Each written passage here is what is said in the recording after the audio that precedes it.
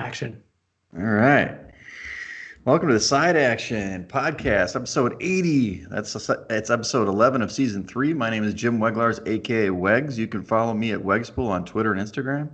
And this is Steve Roberts, aka Action. You can follow me on Twitter at 31sroberts. Follow the podcast at Side Action Pod on Twitter and on YouTube. So, how was your weekend, Action? Anything exciting? Yeah. I can't quite remember what it was, but it was super exciting. That exciting, huh? Yeah, it was. Well, I told you, and I put on our outline, sorry, America, the Shockers still are we do not have a championship. We rolled in, crushed in the semis again, and just sucked again in the finals, man. It's just disappointing. It's the same thing every year, same script. Usually the games are a little closer. We got hammered though, 32-6. We were led 6-0, and then a lot of turnovers. Wow. Not a lot of stops, and disappointment. Did hit the Four Shadows for a little beverages afterwards, kind of a private party, so to speak, to support those guys. And then other than that, it's kind of lockdown central over here in Chicago, so not a lot to do. So I'm just sitting around. Yeah, definitely lockdown timing. It sounds like the Shockers had a Falcon-like effort on defense last week. Hopefully that doesn't impact your gameplay at all. But hey, next year is a new season. Yep. I'm sure the Shockers will be back. Yeah. We'll see if Jimmy Wegs is. But the other thing, which we'll talk about in our picks, had a terrible week at the books. Went 1-4 personally, which mirrored a lot of our picks, unfortunately.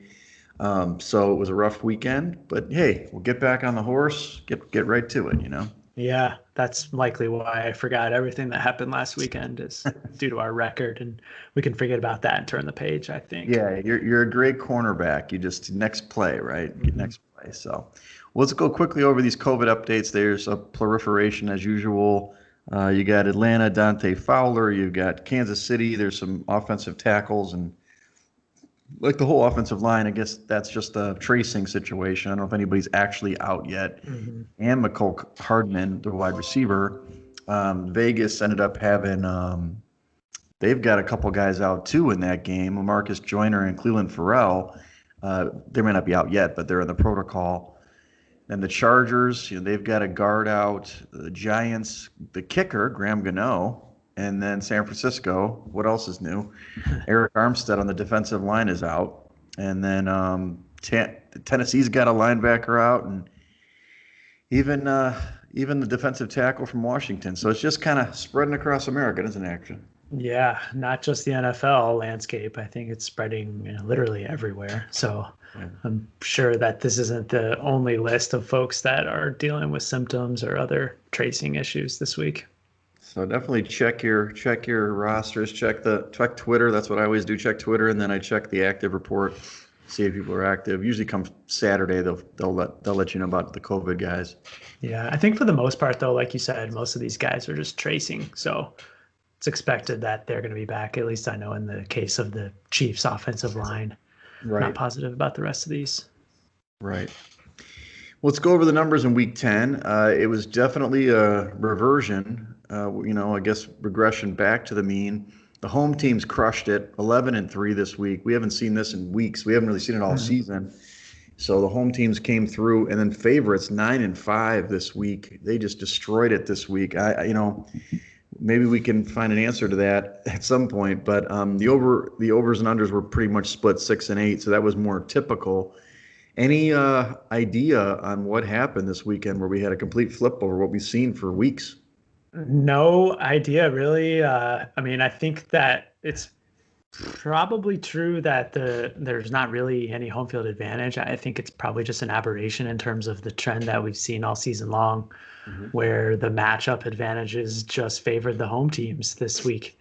I think in one specific case we'll get to later in New England, the weather gods just rose up and screwed the Ravens, really, because that was a typical Bill Belichick Patriots performance in the rainstorm on Sunday. Right. Agreed. There were a lot of short home favorites. Maybe that has something to do with it. Most of them covered. So it was an interesting weekend, and obviously it hurt us in the picks and personally, but you know, keep on going. I had some positives this week. The Bucks decided to run the football. They just ran all over Carolina. We kind of liked Carolina initially, and then we backed off, thankfully, Hmm. because Ronald Jones dominated. He had that 98-yard rush, but he also had another almost 100 yards besides that on 192 yards and that big touchdown, and they dominate Carolina 46-23. And we'll talk later injuries, but Teddy Bridgewater went out of this game. Yeah, I did see that Teddy's questionable this week, and just a dominating performance by Ronald Jones. I know that throughout NFL media landscape, folks were predicting that Leonard Fournette would have a huge game, and of course, the Bucks flipped it on us, and it was Ronald Jones who went to the house a few times. Right, he was really good. Another game, which was actually just one for the books, we'll talk on both sides of this. On the positive side, even though they lost the game, the Bills are a passing team, I wrote down. I was obviously been promoting Josh Allen for president, Josh Allen for MVP for a long time, but he did have a couple picks in this game, but it's really his receivers. I mean, Stephon Diggs and Cole Beasley, they combined for 202 yards in this game on 21 receptions, two touchdowns, the critical touchdown that put the Bills ahead late. They did not win the game, but they lose the game 32-30. But this team can score, and they can score in different ways. They're not really a rushing team like they've been in the past, so it's kind of different. Yeah, they are definitely putting up points aplenty, and it's quite necessary given their lackluster play on defense. So Agreed. Josh Allen, thankfully they have Josh Allen in that passing game because if not, they would be out of a lot of games early. That's true. That's true. I mean, maybe eventually if they get Josh Norman back or something like that. They had, some injuries, but still, you're right. But they put them up, and then the Dolphins. I know, and man, I got you to talk me off the Dolphins, but the Mhm. Dolphins, man, this team's for real, dude. I mean, they've won five straight now. They beat the Chargers 29-21. It really wasn't that close, and obviously the Sharps and us, went on the Chargers again. But now the Dolphins are just a half game out of first place in the AFC East. If they win this week with Buffalo on bye, they're tied for first. Yeah, the Dolphins are definitely going to be a force to reckon with in the AFC East, and they certainly said screw all this sharp money and line movement because they took it to the Chargers on Sunday, and the defense played well again, holding Herbert and the Chargers passing game to only 187 yards. Wow. And Tua just did enough. I mean, another game where Tua didn't really do anything exemplary, only Right. 170 passing yards. But how about this running back, Ahmed, who just came out of nowhere? At least for me, Yeah. it's had a very nice game. So the Dolphins are definitely going to be in the race. Yeah. Their running backs have been plug and play. I mean, Gaskin was really good early in the season, got hurt. He's supposed to come back next week. This guy got plugged in. They had Breida for a minute. It doesn't really matter. And I think I think Flores is a good coach. He's definitely Mhm. got this team believing. The end of last year, I mean, we used to bet, God, we couldn't even get a number that they could cover on the negative side last year. And then they closed the season winning like five out of the last six and went over the win total. And they've really, since that time, have really, played great football. So look out, they could be a playoff team. Hmm.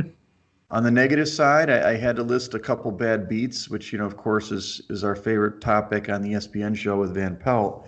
Bad beat number one, the Browns. They've screwed us twice in the contest, very similarly. This time, they were 3.5 point favorites in the contest, winning 10-7. I didn't think they were going to cover. I was all dejected. And then I see Nick Chubb breaks this like 70-yard run, and he just runs out of bounds at the one. He doesn't score. And then the Cleveland decides to kneel on it for the last minute and then gives us the loss in the contest. It's just, man, this team is crushing us in the contest. Yeah, the Browns have beaten us by the hook twice this season. Earlier in the year it was the place kicker missing a PAT against the Bengals that cost us another win. Right. And this week, I hate to say it, it was really the last drive by the Texans that got in the end zone that was the killer one in this game because Yeah. the Texans couldn't do anything on offense, and then they had like a 90-yard drive in the last quarter to close within three. And I can't really blame Nick Chugg for that decision. I think that was probably the correct one, at least not scoring. Maybe he should have stayed in bounds, but Sure. um, It was definitely a what the hell kind of moment. Unbelievable. And the first one on the afternoon. I know. The second one is bad beat number two. Now, granted, this depends on you. You have to get the best of the number. We've always talked about this in past years in podcast history here. Get the best of the number because the contest number was 1.5. Mhm. But personally, I got 2.5 in the game. The Cardinals were hosting that Bills team that we just talked about. What an amazing game, kind of back and forth, really exciting stuff. The Cardinals throw what they're calling the Hail Murray, not the Hail Mary, with basically no time left to DeAndre Hopkins, who went up in traffic with three guys around him, makes an incredible catch, and they take the lead by two. If they kick the extra point, they cover the 2.5, which everybody was thinking. I was jumping up and down, so excited to win my bet and everything. They decided to go for two and kneel on it. I Mhm. have never seen that in my life action in any level of football. I understand the concept. You get blocked, they return it for a 2-point conversion, they tie the game. But how often does that happen? I mean, maybe they miss the extra point, but damn, that's a rough beat. Yeah, definitely. I can't blame Kingsbury. It's the right play, analytically speaking, and of course, Cliff and his analytics. But that touchdown was remarkable, and Oh, not only did it end up being really close to the point spread, but it put the game over the total. I think it closed at 56, which would have been a push. right. And I think the second half total had already been decided, but for me personally, I had a DeAndre Hopkins receptions bet, which was 6.5, and that was Oh, his seventh oh, catch. So wow. it You was really quite the cashed outcome. in. You cashed in there. Yeah, I did. Yeah, that was just an incredible catch. And obviously, somewhere, Bill O'Brien is saying, he's not that good. Mhm. Right. Idiot. The worst trade in NFL history. All right. So the next bad negative is the Bears offense. Wow. We took the Bears in the contest. I was all for it. Regardless of Bill Lazor, they never lose. First of all, Kirk Cousins had never won on Monday Night Football in his career. The Mhm. Bears rarely lose at home to the Vikings. And even with all that, they still had a chance, man. I mean, this was what was it? They were a 2.5 point dog at home or something like that. Yeah. Right. Or maybe it's Mhm. three. And they switched to Bill Lazor, and this offense was worse. I mean, I don't even know what they were doing on third down. They couldn't convert a third down. 149 yards total in the game. Only two first downs in the second half. The first three drives of the second half, they go 3-and-out. This is after they returned a kickoff to the house to open the second half. It's the fourth straight loss for the Bears, and the Vikings do win 19-13. Good for them. They did kind of hold down Dalvin Cook, but I don't know what to say about this game. Just an awful offensive effort. Yeah, I will admit to you, Wags, I had to turn it off. I couldn't Oh yeah. watch it any longer. Just the Bears offense that, and really the Vikings too. There wasn't much going on in that game Oh yeah. whatsoever. As a football fan, it was very demoralizing to watch. And I don't know if you heard all week. Last week, Polly Howard was talking up the Bears as pick of the century and offered to buy everyone drinks at Circa Oh, you're if the kidding. Bears lost. So Oh, I'm heading there on Saturday, and I'm gonna cash in on my Polly Howard free drink. yeah, you got to do it. You got to do it. The other thing that came out of this, Nick Foles appeared to get hurt. He looked like he was very hurt. I think it's not as bad as it at first appeared, but anyway, he's got a bye week to heal up, so we'll see. The last negative is Wilson, Russell Wilson. He was a prohibitive favorite going into the week as the MVP, but he really played poorly down the stretch. They were showing some tape on ESPN where he had the chance to run and he's thrown across the field for a Mhm. pick and had two big picks. They really didn't get it done against the Rams. And the Rams, we talked about it. I liked them a lot. I actually kind of doubled down on that bet a little bit and won this one, the one win of the Nice, week. The nice. Seahawks lose 23-16, and 16 points is definitely the lowest output for this Seahawks offense all year. Yeah, yeah. Bad performance by Russell Wilson. I think you and I traded some texts that he is pissing away the MVP prize here with that last couple of performances. Sure. And this team, their division chances as well, they now have a huge game tonight against Arizona at home. And if they don't win this one, they could be looking out on the playoffs even. Yeah. So out of DVOA always ranks quarterback performances for the week, and Russell Wilson was 25 out of the 29 qualifiers. And Another one that I would like to touch on is Drew Lock and the Denver Broncos. Another one of our losses this week. What a putrid They performance by sucked. them. They Just so sucked. bad. 257 passing yards, but two really crucial interceptions in the first half, and that doomed the Broncos on Sunday. And they can't stop. They couldn't stop Jacobs, man. He was running all over them. It was the rough game. Even Booker had a good game. I thought that defense was decent against the run, but Mm-hmm. not against the Raiders. So, yeah, they're a team, and now Locke's hurt, right? Isn't it going to be Yeah, ripped this week? So, well, that's a good segue. Look at this. I'm getting better, action. So now there into you our go. injuries. Lots of injuries this week, especially at quarterback. One was a big one we'll talk about later in the matchups. New Orleans, Drew Brees went down, got kind of crushed on a play. I guess he stayed in the game, but effectively broke ribs on both sides of his rib cage, and that eventually led to a collapsed lung. He's going to be out several weeks now. That's rough. Um, Step in Jameis Winston, which we'll talk about in a minute. We mentioned the Teddy Bridgewater sprained knee. He's questionable this week. Drew Lock also has a rim injury. He's questionable. Like I said, I think Rippon's playing in his place. You've got some other injuries. You've got Jair Alexander for Green Bay, a concussion. He's questionable, as well as Kevin King at corner, who has a hamstring issue. He's also questionable, so watch out in that one. The Rams did come out of that game against Seattle with a little bit of a bang up. Taylor Rapp, their safety, hurt his knee, and he's on the IR. And then you've also got Andrew Whitworth, who he's a big part of that offense. His knee got hurt. He's on the IR.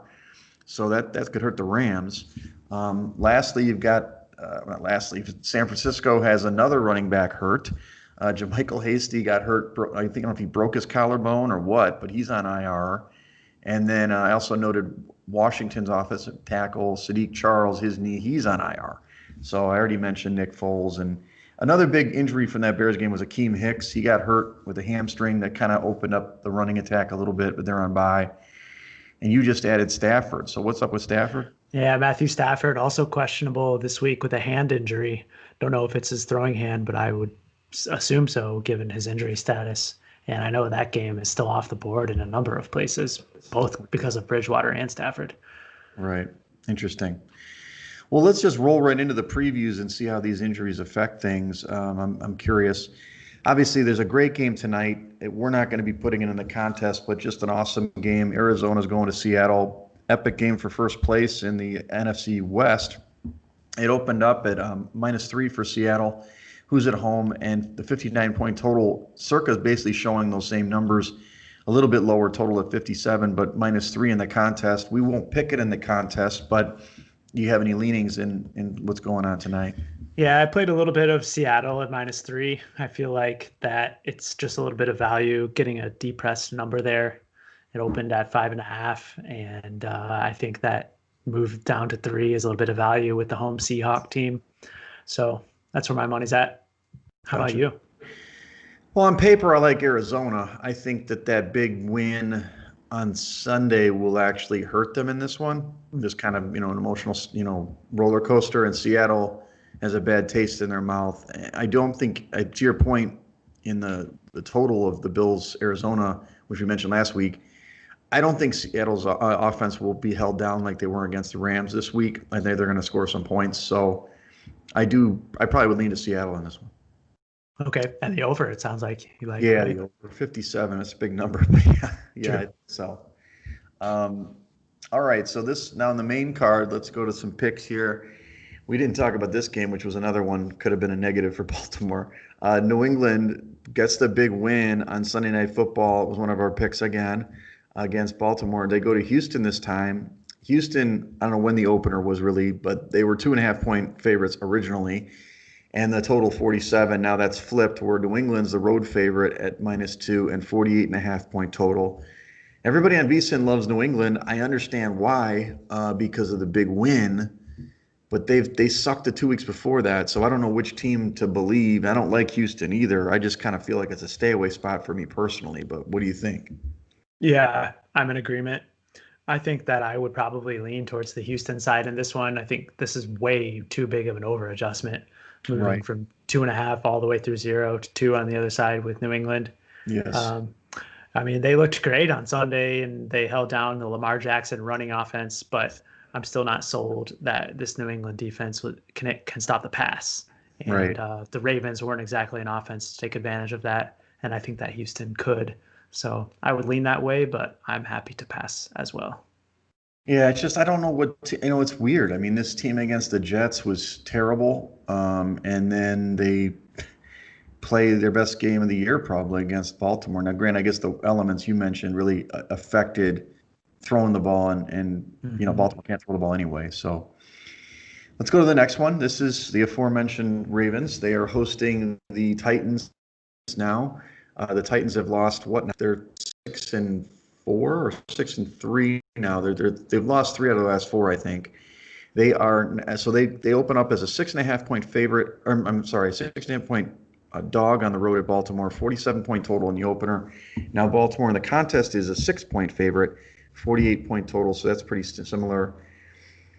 I don't know. It's a lot of points. Hmm. Baltimore. They're a weird team. I know that they're good. I think they should be able to stop the run, and Tennessee's pass defense is bad. But can they take advantage of that? I don't know. 6 points is just a lot of points for me. I don't know if I'm getting on board with Tennessee. It is one of the picks that I put down there to discuss to go with Tennessee in this one. Not sure Okay. your thoughts. Man, I don't know if I want to be back in Tennessee now, right Uh, now either. A rematch of the divisional playoff game last year, where yeah. Tennessee went into Baltimore and just smacked them. So Yes. it's an interesting angle on this game. But I don't think this Tennessee team has been playing the same way they were in the postseason last year. And on the flip side, I'm not sure that the Ravens have the same offense that they had last year either. So They don't. I mean, it is a big number, but I'm not sure that I'm ready to jump on Tennessee. Yeah, it's tough. I mean, Calais Campbell, I don't think is going to play again. I heard there's a defensive tackle for Baltimore that's also out. So, I mean, can Tennessee run the ball? That was the thing that was surprising to me, how well the Patriots ran the ball against Baltimore. Hmm. Um, on the flip side, I don't think Tennessee is a juggernaut on defense. They should be able to, Baltimore should be able to move the ball on them. So maybe it's another stay away spot. I don't know. I mean, it's just a lot of points of a team that hasn't played great the last couple of weeks, I guess, in Baltimore. True. All right. Well, Detroit and Carolina, this is the one that we talked about. It's quote unquote off the board most places, but Circa does have the line at 1.5 for Carolina. Yes, it does. Interesting. Who is the starter for Carolina now? That's a great question. I don't know. Outside of Bridgewater, Yeah. I want to say Caleb Haney. Whoa, really? All right. No, that's a shot in the dark. Let me look that up. What do you any inkling on this game? No, not really. I would probably say pass given both of the quarterback injuries on either side. I do think that Bridgewater's probably going to suit up, Okay. but um, even outside of that, I'm not sure that I want to back Carolina here. Yeah, they haven't played that great. It's interesting. They played great against Kansas City. We talked about that. Last week they looked terrible, couldn't stop the run. I mean, excuse me, the Lions are running behind DeAndre Swift quite a bit now. I don't know if that's going to actually translate into this game, but they've been different. Who's my backup here? Oh, Will Greer. I think he's hurt or something. It says it's this both Will Greer and PJ Walker. I don't know who these guys are. I don't know who PJ Walker. Oh, you know what? PJ Walker did come in the last Thursday night against the Falcons when Bridgewater went out, so I Okay. would expect it's probably him. He's a XFL player Okay. who shined. He was one of the best quarterbacks in the few games they played through the early pandemic. But yeah, I think given the uncertainty in this game, we're better off passing. Yeah, we are definitely always passing the top of this card, aren't we? Hmm. Uh, let's get to the next one, which may be a pass. Pittsburgh, they're going to Jacksonville. Pittsburgh opened as a 9.5 point favorite, 46 point total there. In Circa, it's 10, -10 for Pittsburgh on the road, 46.5 point total. I mean, God, it's like the same. Is it the same? You know, Tomlin can't cover a big number, but Jacksonville sucks. I mean, I don't Yeah. like back in Jacksonville. No, I definitely don't have any interest in touching Jacksonville.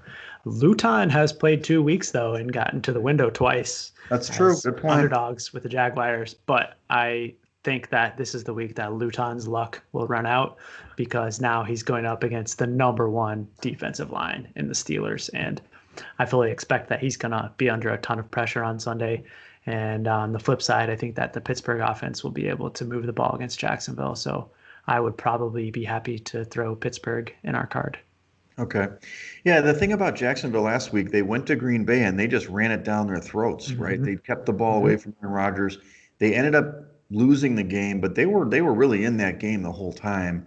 Obviously, Green Bay's a cut above, not just Luton, but Jacksonville in general. So 10 points, huh? So you're willing to lay the wood against Jacksonville with, I mean, I think their defense, of course, the Steelers defense is incredible. Um, Jacksonville's defense isn't very good, right? No, I mean, I believe we looked at this last week and they're near the bottom. Although they held the Packers offense down a little bit, they weren't able to do much through the air or the run. But yeah, Jacksonville 31 DVOA and 31st in pass DVOA. So Yeah, I think that the Steelers can definitely move it on them. okay. Well, let's keep that in the mix as a possibility. Next game is Cincinnati against Washington. You know, interesting with Washington, right? So Cincinnati opened up as a pick on the road, 46-point total. Now Washington is favored by 1.5 at home, 46.5-point total here. I've got the numbers right. I don't know. I mean, it's kind of interesting. I mean, the Bengals, when they play better defenses, they do crumble, you Yep. know. This one may be one of those situations, but at the same time, I don't know. Like, it's not like Washington dominated Detroit. I guess you think Detroit's the offense is pretty good. I mean, I don't know. I mean, Bengals can move the ball on most teams, but against, like the Ravens and Steelers, they get destroyed. So I'm not sure how to read it. Yeah, I would lean to Washington in this game. I think even though they got into a decent hole against Detroit on Sunday, Alex Smith was actually impressive to me Yeah, in the he way played that well. he got the team back in the game. So while last week I was down on this Washington team because of Smith as the starter, he's definitely got an upgrade from me after last week. And you touched on it earlier. I think that we've talked about it several times when Joe Burrow he has not played well this season, Mhm. and the Washington defensive line is certainly capable of that. Okay.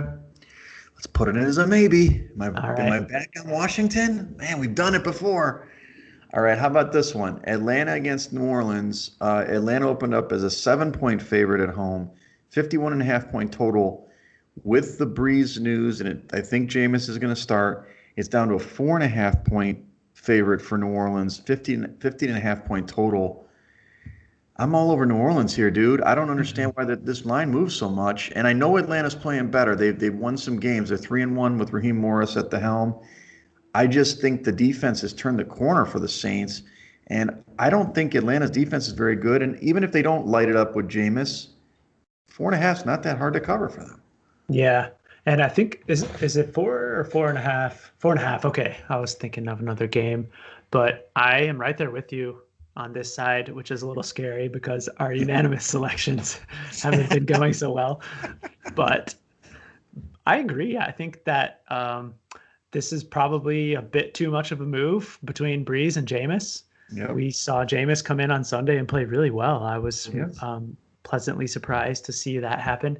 And I think that the other caveat to this is that with Breeze, they're a short passing offense. He Yes. throws the ball short, right? Yep. And when Jameis comes into the lineup, I think that we have every expectation that he's going to look to throw it a little bit deeper than Breeze has. And Yes. the Atlanta Falcons defense is giving up a ton of explosive plays. I think Mhm. they're bottom of the league and number of explosive pass plays this season. So I think the Saints will be able to take advantage of that. I agree 100%. I mean, I was shocked listening to Vison just on my walk here before the pod that they were all over Atlanta. And I said they're going to be conservative and they're going to have to win with other phases. It's possible this offense could be better with Jameis. I hate to Mhm. say that. I just Yep. think that he can hit the bigger play.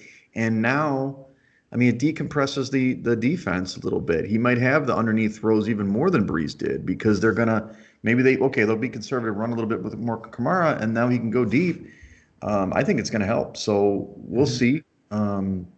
I like them a lot. All right. Can we back up? There was one more 1 o'clock that we skipped over, Oh, I did I think. miss it? Okay. Philadelphia on the road at Cleveland. Oh yeah, for good reason. Oh, sorry about that. So Philly is going to Cleveland. Cleveland is a 3-point favorite at home on the opener, 48 point total, pretty much the same in circa. 3-point total, a 3-point favorite at home for Cleveland, 47.5 point total. Actually, I shouldn't have skipped this one. I don't know why action. I'm all over Philadelphia on this one. I don't Ooh. know. I know it's a little shocking. Um, I'm not exactly sure if I have good sound logic here, but I just don't think that Cleveland can score points. And I think that as I know the Eagles sucked in their last appearance, they were really bad. Mhm. But I don't know, man. Like this team has more weapons. They should be able to score. We could also stay away too. I'm Yeah. going contrarian with Philly here. You like Cleveland? I'm not sure I like Philly at that number. If it was a couple more, you could maybe garner my interest. But I think that the weather was, again, another huge hindrance for the Browns offense last week. Chubb Right. looked great, He and I did. have every expectation that Cleveland's going to be able to run all over Philly this weekend. Again, another game where there's some inclement weather in the forecast, though, so something to keep an eye on. Right. Yeah, the Philly lost at the Giants last week, and the Giants turning the corner a little bit. Yep. All right, let's get back down on the card. I know where you're going with this one. I might not even have to say anything. The Jets are going to the Chargers. The Chargers open as a 10-point favorite at home, 47-point total. In the contest, it's 8.5 with a 46.5 point total. I know you're all over the Jets here, buddy. Come on. You got your Joe Namath jersey on today, but it is a weird number. I mean, the Jets suck. We know they do, but they're probably going to win a game. First of all, I don't think they're going to win 16. Secondly, why are the Chargers 8.5 point favorites? This team's only won, what, 2 games this season, and they can't cover a number. So Mhm. explain to me this. I don't know. This is a very big conundrum to me. I mean, you've seen the move already from 10 to 8.5, and I'm sure that's probably the right direction for this line. Flacco is the starter again this week for the Jets, and he Yep, actually played pretty well in their last outing. good. Um, Given that, though, I'm not sure that I'm so eager to get to them. Um, so What? I could be a pass on this one, unless Okay. you really love the Jets. I don't love the Jets at Okay. all. I never really want to back the Jets, but at anything like this, 8.5, 9.5. I mean, come on. I mean, the Jets are bad, but there's Mhm. people playing for checks out there. You know what I mean? And the Chargers should beat them. They should smash them. But Yeah. no, I'm glad to pass on this. I thought you'd be all All right. over this. No, I'm on board. Let's pass. You've changed, man. Okay, here we go. Miami going to Denver. You know, I've got my Dolphins, my Merino jersey on underneath the shirt. Miami opened as a 1-point favorite on the road, 46.5 point total. That's up to 3.5 points with the lock news, 46 point total. Don't love the hook here action. Do like Miami quite a bit. Love this team. I might even take a future on them winning the AFC East, but Mhm. damn that hook. If it was 3, I'd probably still take it. But 3.5, ugh, I'm angry. Yeah, this is way too big of a move. I agree wholeheartedly that Miami is the superior team here. And I wonder if part of this has to do with the Drew Lock injury, Mhm. although I'm not sure how much of a difference there is between him and Rippon at this point. Right. But given all that, I just don't think that you can lay 3.5 on the road for the Dolphins here. Okay. Another stay away. Got to find some games. Here we go. Green Bay going to Indy. Indianapolis is a 3-point favorite at home off the opener, 51 point total. Down to 1.5 point favorite at home, 51 point total. I'm on your Colts, right? Am I Oh missing yeah. something here? This doesn't make sense. I know that Green Bay, we love Aaron Rodgers. He can throw the ball, but this defense is legit. They're going to run the Mhm. ball on Green Bay, and as long as Rivers doesn't screw it up for us, they should win. Slam dunk. I agree. I think Indianapolis has advantages on both sides of the ball in this game. Uh, Green Bay is another soft defense, and they have no pressure whatsoever on opposing quarterbacks. And Philip Rivers has been great without pressure on him Mhm. this season. So I have every expectation they'll be able to pass, and the running game should be able to get going as well against the Packers. And on the other side of the ball, this Colts run defense has been stellar with my man Darius Leonard in the middle of that defense. They are animalistic. Like it, like it. No, I do. I think they're going to play really well in this game. Let's go to the next one. Interesting line here. Dallas is going to Minnesota. Minnesota opened as a 9.5 point favorite. I don't know when that was, and a 47 point total. And now they're a 7 point favorite at home, 48.5 point total. Kind of a big number for Minnesota. This is actually will probably be my survivor pick now, just because I've been talking about this. I'm getting advanced down. I have to take certain teams. Mm-hmm. But I kind of like Dallas at the number. I don't know if I'm going to back them in our contest, but it seems like a big number for Minnesota. Yeah, I agree. I think Andy Dalton's going to be back this week too, which is only going to be an upgrade. Although Garrett Gilbert was pretty good in the I last thought outing. he was good. I don't know if Dalton's better, but the defense is playing a little better for Dallas, and I don't know. I mean, it is a 4 o'clock start. It's not the 1 o'clock start that we're used to for Kirk Cousins, but I'm not saying we should pick it in the contest, but I'm probably leaning that way. Yeah, I'm with you. It is a big number at 7, no doubt about it. Mm-hmm. All right, the next one's this line stinks. Sorry, action. Kansas City, 7 point favorites on the road at the Raiders, 58 point total. I see as an 8 point favorite now in the circuit contest, 57 point total. I kind of expected it to be under the 7, Mm-hmm. but you're all over Kansas City. No, I don't think so. Okay, I was surprised that because your cursor's right there. I'm like, is he picking Kansas City? I don't know. 8 points is too much. I thought this is going to be down to 6 or 6.5 in the circa. So I guess everybody's betting Kansas City, huh? Yeah, well, I mean, Andy Reid off the bye is something Oh that yeah. you're going to hear over and over again this week. And I have every expectation that the odds makers set this line to preemptively strike against those moves. Yes. But this number is just way too high. I know Mm. that, and it's also a huge revenge spot. Obviously, the Raiders came into Kansas City earlier this season and put it to them. But Yes. I don't know. The Raiders have been playing fantastic football lately. And you also add in the fact that the Kansas City offensive line is having these COVID issues and they can't practice this week. I think this is a great spot for the Raiders. Mm. Interesting. I do love the number. I hate picking against the Chiefs. Let's put it as a maybe. Okay. I don't know where we're at with all of our picks here, but it's just Getting tough to close. go against Mahomes on a big spot. It's Sunday night football, and Mm-hmm. but it's just the numbers. I don't know. It's like the classic action. There's something wrong with this number. They're inflating the number, like you said, anticipatorily. Mm-hmm. Mm-hmm. All right, last game on the card: Rams against the Tampa. Tampa opened as a 3 point favorite at home, 49 point total. Now they're at 4 point favorite in the contest and 48.5 point total. Looks like you really like Tampa. I understand the concept. Jared Goff under pressure, not good. I get. Mm-hmm. Is there anything to be said that Tom Brady in this group is basically 0-3 against the number in prime time? I'm going to bring it up again. So there'll be their fourth primetime game. They're 0-3 so far. And maybe that's just a trend. If they run the ball, but they can't run the ball against the Rams, right? They got to throw it. Yeah, probably true.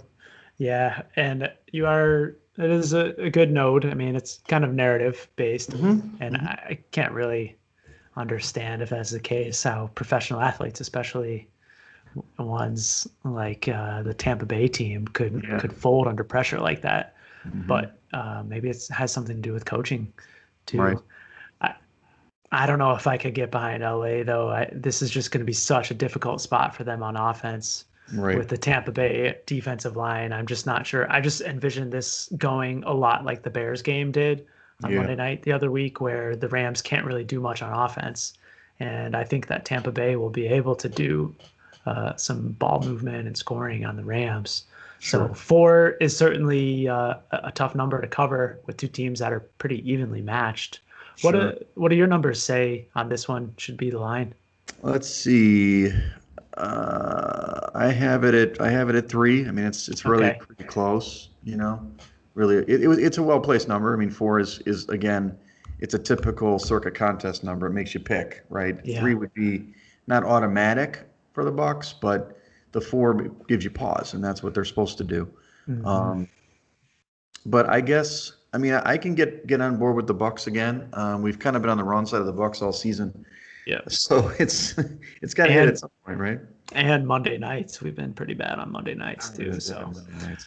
you could definitely convince me to probably keep this one off of our card. Well, let's review. So, obviously we didn't do great in the circle last week. We're 0-5. Ouch. First time in like a year. We dropped to 25-25 in the season, 50%, which is still decent, but in the contest we dropped like a stone. We were in decent position. Now we're like 1,341st now and down in the second quarter. But let's look at our options this week. So we were talking about Pittsburgh on the road, laying the 10, Washington at home, laying the 1.5. We love New Orleans at 4.5 at home. We like Indy at 1.5. So those are kind of our slam dunks.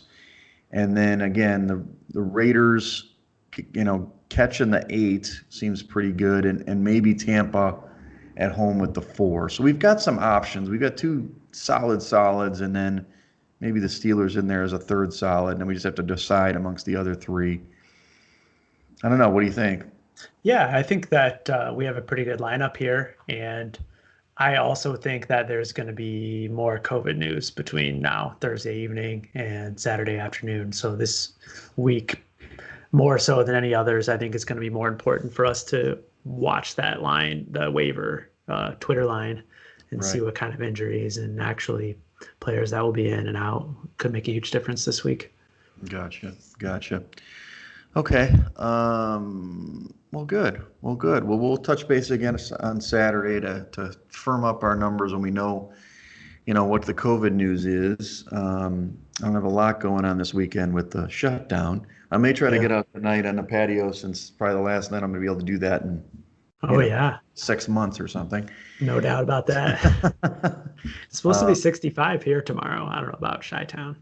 yeah, it's supposed to be pretty nice tomorrow too. I think it's like 50, but Okay.